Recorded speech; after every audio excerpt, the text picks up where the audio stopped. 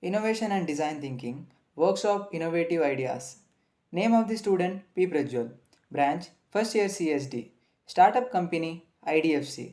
Product Present Name Zero Gravity Chair. Product Proposed Name Chair. Mentioning some of the requirements and feeling about the product as set by the customers during the empathizing activity. Chair should float on the air. Chair should have temperature variation system. Based on the empathizing stage and considering the feelings and requirements of the customer, many new features are added to the existing product. Existing product name chair. Futuristic product name zero gravity chair. Some of the additional features to be added are mentioned here: thermostat, electromagnetic levitation, sensors. In prototype stage, the real working model has to be manufactured.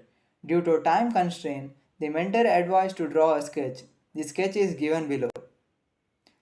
I request the viewers of the presentation video to comment your opinion to satisfy this testing stage.